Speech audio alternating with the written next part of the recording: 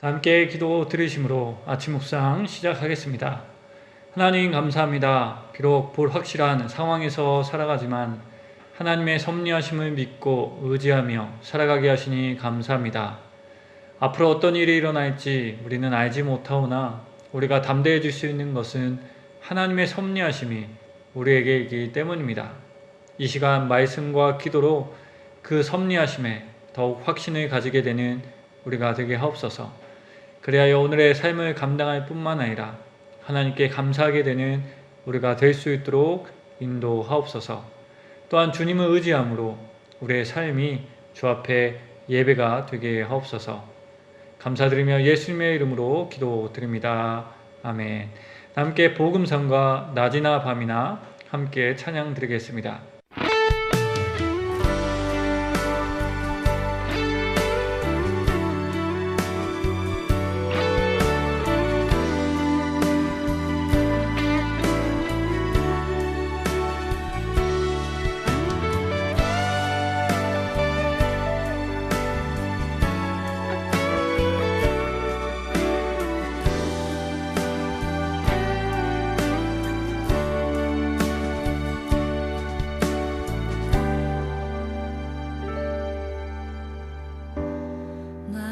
소망 되신 주를 바라봅니다. 다시 오실 나의 왕 예수, 주를 기다립니다. 나의 소망 되신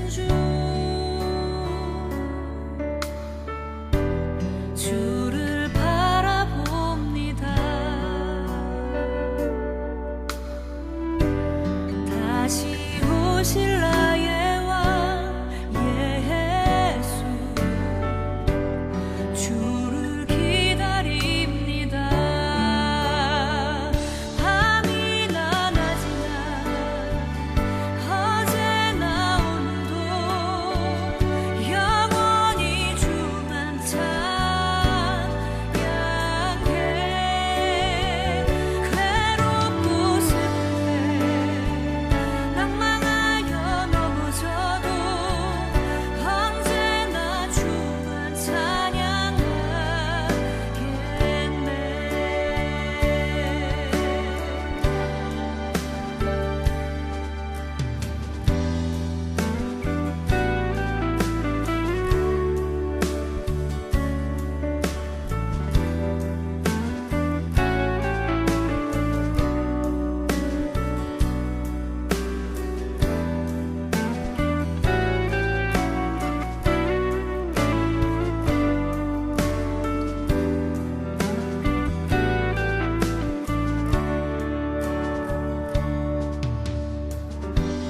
나의 소망 되신 주를 바라봅니다. 다시 오실 나의 왕 예수, 주를 기다립니다. 밤이나 낮이나 어제나 오늘도 영원히 주만 찬양해. 괴롭고 슬플 때 낭망하여 넘어져도 언제나 주만 찬양하겠네. 밤이나 낮이나 어제나 오늘도 영원히 주만 찬양해. 괴롭고 슬플 때 낭망하여 넘어져도 언제나 주만 찬양하겠네. 밤이나 낮이나 어제나 오늘도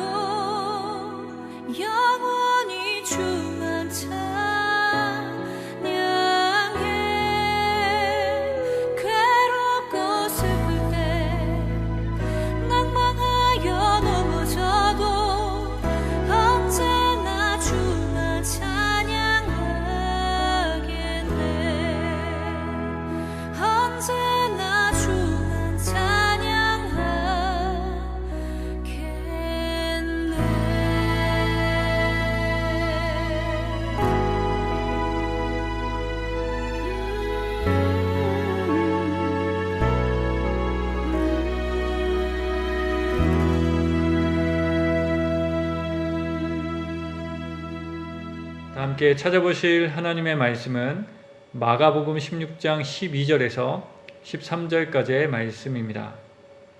마가복음 16장 12절에서 13절까지의 말씀 다 찾으신 줄 알고 받들어 봉독하겠습니다. 그 후에 그들 중 두 사람이 걸어서 시골로 갈 때에 예수께서 다른 모양으로 그들에게 나타나시니 두 사람이 가서 남은 제자들에게 알렸으되 역시 믿지 아니하니라. 아멘. 지난 시간 우리의 믿음의 내용을 채우시는 하나님의 은혜를 함께 묵상했습니다. 묵상하며 부활의 믿음이 우리의 믿음이 되게 하시는 하나님을 함께 나누었습니다. 오늘은 본문을 보며 부활의 믿음에 대해서 좀 더 나누고자 합니다. 성도 여러분, 우리가 말씀을 보면서 뚜렷하게 알게 되는 것 중 하나는 부활하신 예수님의 몸이 우리의 몸과는 사뭇 달랐다는 것입니다. 그의 몸은 갑자기 나타날 수 있었고 사라질 수도 있었습니다. 막달라 마리아에게는 갑자기 나타나셨습니다. 또한 그의 몸은 다른 모양으로 변할 수도 있었습니다. 말씀 12절을 보시면 예수께서 다른 모양으로 그들에게 나타나시니 라고 기록되어 있습니다. 하지만 부활하신 주님의 몸은 동시에 만져질 수 있는 몸이었으며 먹고 마실 수 있는 몸이었습니다. 성도 여러분, 제가 부활의 믿음에 대하여 말씀드리겠다고 하면서 이것과는 상관없어 보이는 것을 이야기하는 것 같아 의아하게 여기실 것 같습니다. 그런 의문에도 불구하고 제가 부활하신 예수님의 몸에 대해서 말씀드리는 이유가 있습니다. 성도 여러분, 왜 예수님은 그런 몸으로 부활하셨을까요? 우리는 그 이유를 정확하게 알 수 없습니다. 그러나 이것이 하나님의 의도하심이었고 하나님께서 원하시는 것이 하나님의 나라의 복음을 믿게 하는 것이었다는 것을 생각해 볼 때 우리는 적절한 이유를 하나 발견하게 됩니다. 그것은 주님의 부활하신 몸을 통해 하나님의 나라의 복음을 이해할 수 있게 하시기 위함입니다. 성도 여러분, 하나님의 나라의 복음은 예수께서 그리스도 되심을 믿는 것입니다. 그분의 은혜와 사랑으로 구원받는 것입니다. 또한 주님의 자녀가 되어 하나님의 나라를 약속받게 되었다는 것을 의미합니다. 그렇다면 성도 여러분, 우리가 믿음으로 받은 하나님의 나라는 어디에 있을까요? 어떤 이들은 하나님의 나라가 우리가 알 수 없는 우주의 한 구석에 있을 것이라 생각합니다. 그런가 하면 어떤 이들은 이 땅에 물리적으로 건설할 수 있는 것으로 생각합니다. 그러나 그렇지 않습니다. 그 나라는 어느 우주 공간에 따로 있는 것이 아닙니다. 또한 이 땅에 물리적으로 세울 수 있는 것도 아닙니다. 왜냐하면 하나님의 나라는 부활하신 주님의 몸처럼 이 세상을 포함하지만 그것을 초월하는 세상이기 때문입니다. 이것을 좀 더 쉽게 표현하면 하나님의 나라는 주님께서 자신의 몸을 보여주신 것처럼 이 땅에서 경험할 수 있는 것입니다. 그러나 동시에 그 나라는 우리가 육신을 벗을 때야 제대로 볼 수 있는 나라입니다. 이것을 신학의 용어로 이미와 아직이라는 단어로 표현하는데요. 이 표현을 통하여 우리는 부활의 믿음에 대한 두 가지 인사이트를 얻게 됩니다. 하나는 이미입니다. 여기서 이미는 부활하신 주님의 몸이 보여지고 만져질 수 있는 것처럼 우리는 이미 시작된 하나님의 나라를 경험하며 살아갈 수 있게 되었다는 것을 의미합니다. 왜냐하면 예수님을 믿음으로 주님의 영이 우리 안에 거하시기 때문입니다. 그런데요, 여기서 영이 거하신다는 것은 신비주의적인 일이 일어나는 것을 의미하지 않습니다. 영이 거하신다는 것은 성령 하나님께서 우리의 가치관을 바꿔주신 것을 의미하기 때문입니다. 그래서 하나님을 믿고 난 이후에 가장 두드러지게 나타나는 반응은 기존에 가지고 있었던 가치관을 버리게 되는 것입니다. 더 나아가 새로운 가치관, 곧 하나님의 나라의 가치관을 가지게 됩니다. 그렇게 새로운 피조물이 되어지는 것입니다. 이것이 우리의 삶에 나타나는 회개와 중생의 모습입니다. 이러한 변화를 우리는 제자들을 보며 알게 됩니다. 그들은 예수님이 십자가에 돌아가신 후 모두 시리에 빠져 각자 제 갈 길로 가려고 했습니다. 예수님을 만나 알게 된 모든 가치관을 버리고 예전의 가치관으로 돌아가려 했습니다. 그러나 그랬던 그들이 다시 예수님을 그리스도라 증거하게 되었습니다. 복음을 전파하고 복음의 삶을 살아가게 되었습니다. 하나님의 나라의 모형이 되는 교회를 세웠습니다. 가치관이 전도된 자로 살아가게 되었습니다. 어떻게 이런 일이 일어날 수 있었을까요? 오늘 말씀의 맥락에서 말씀드리면 부활 때문이었습니다. 부활하신 예수님의 믿음으로 인하여 삶의 가치관이 완전히 바뀌게 되었기 때문입니다. 그리스도의 영이 그의 안에 거하시며 그의 생각과 마음의 변화를 일으켜 주셨기 때문입니다. 그렇습니다. 성도 여러분, 주님은 이렇게 우리의 가치관을 하나님의 나라의 가치관으로 바꿔주십니다. 교회가 건물이 되게 하는 것이 아니라 성도가 교회가 되게 하십니다. 그럴 때 교회에는 어떤 일이 일어나게 될까요? 하나님의 나라에서 일어나는 일들, 성경에서 말씀하시는 그 아름다운 회복과 새 창조의 일들이 일어나게 될 것입니다. 우리가 믿는 바가 눈에 보여지는 것으로 나타나게 될 것입니다. 그렇게 이미 시작한 하나님의 나라를 우리는 누리게 될 것입니다. 이것이 부활하신 주님의 몸을 보며 얻게 되어지는 인사이트입니다. 이미 우리 가운데 시작하신 하나님의 나라를 기억하며 그것을 향하여 함께 나아가는 것입니다. 함께 그 나라를 추구하는 것입니다. 하나님의 은혜를 기억하며 그 목표를 향하여 살아가는 것입니다.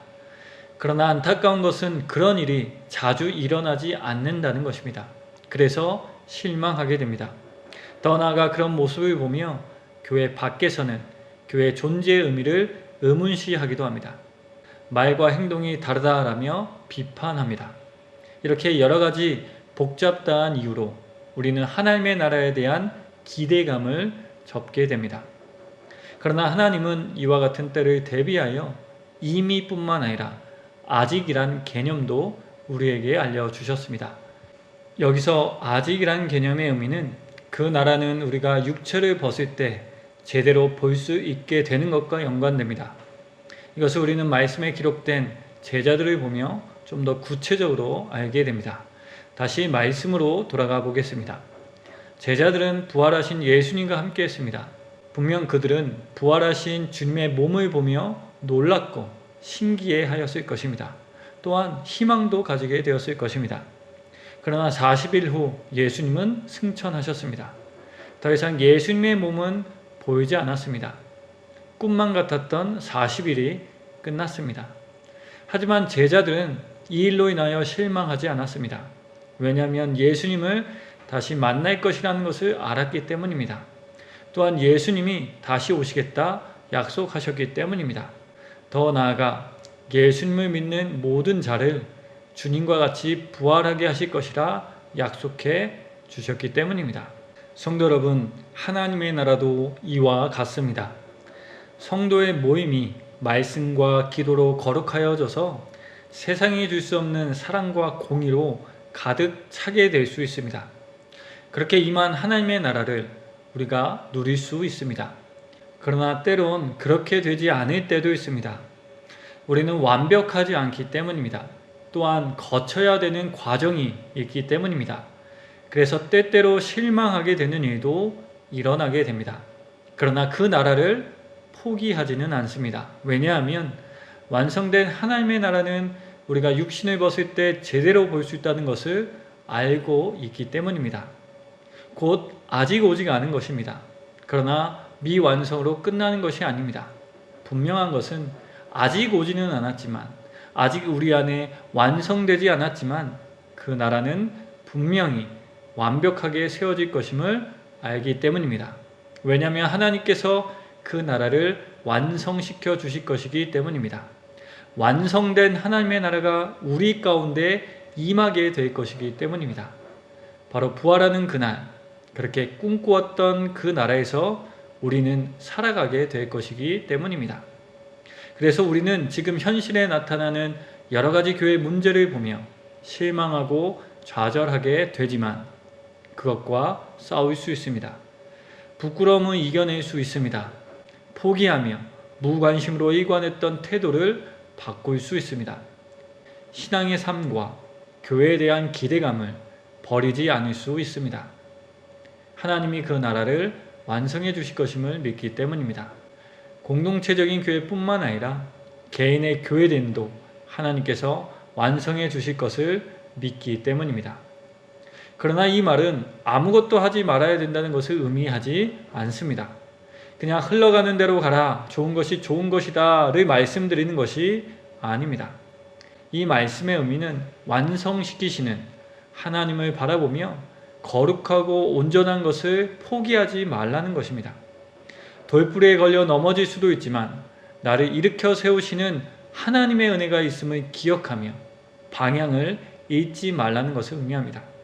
또한 더 나아가 이 말은 완성시키시는 하나님을 기억하며 내가 하나님의 자리에 앉아서 평가하고 있는 것은 아닌지 되돌아보는 것을 의미합니다.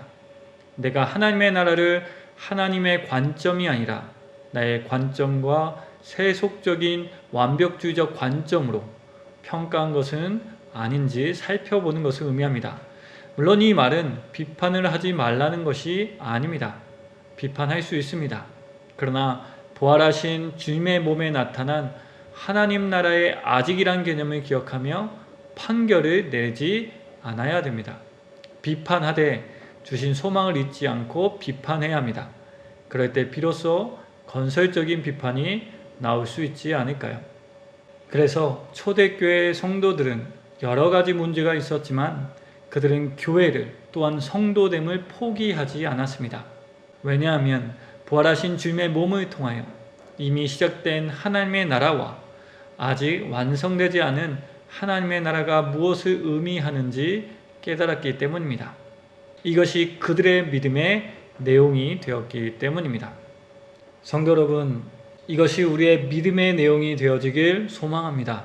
그리하여 주신 소망을 잊지 않으며 그 나라를 추구하는 것을 방해하는 것과 싸워야 합니다. 특히 지금과 같이 교회에 대한 기대감이 떨어지게 만드는 일이 일어날 때마다 더욱 이 믿음을 잊지 말아야 할 것입니다. 모쪼록 부활의 몸을 보여주시며 우리가 믿는 것이 무엇인지 알려주시는 하나님을 오늘 더 깊게 묵상하기 원합니다. 그리하여 이미 임한 하나님의 나라, 그리고 아직 임하지 않은 하나님의 나라를 묵상하며 이 믿음으로 살아가는 우리 모두가 되길 주님의 이름으로 간곡하며 이 말씀을 전해드렸습니다. 함께 기도드리겠습니다. 하나님 감사합니다. 부활하셔서 그 몸을 우리에게 보여주시니 감사합니다. 또한 그 신비로운 몸을 보여주시며 우리가 믿고 있는 하나님의 나라가 무엇인지 또한 생각해보며 알게 하시니 감사합니다. 이미 임한 하나님의 나라와 아직 임하지 않은 하나님의 나라를 바라보게 하셔서 성도의 삶을 잘 감당하게 하시니 감사합니다. 교회 공동체로 잘 세워질 수 있도록 인도하여 주시니 감사합니다. 기도 없는 것은 이 건강한 두 축 안에서 우리 공동체가 하나님의 나라가 되어 모든 성도들이 그 나라를 누릴 수 있게 하옵소서. 특히 이 어려운 시기를 하나님의 나라인 공동체를 통하여 위로받고 힘없게 하옵소서. 오늘도 영육 간의 건강한 삶을 살 수 있도록 도와주시며 우리를 늘 선한 길로 인도하여 주시는 주님의 손을 꼭 붙잡게 하옵소서. 육적으로 또한 심적으로 아픔을 당한 이들을 위로하여 주시며 오늘을 살아갈 힘과 용기를 더하여 주옵소서. 다시 한번 오늘의 삶을 의탁드리며 예수님의 이름으로 기도드립니다. 아멘.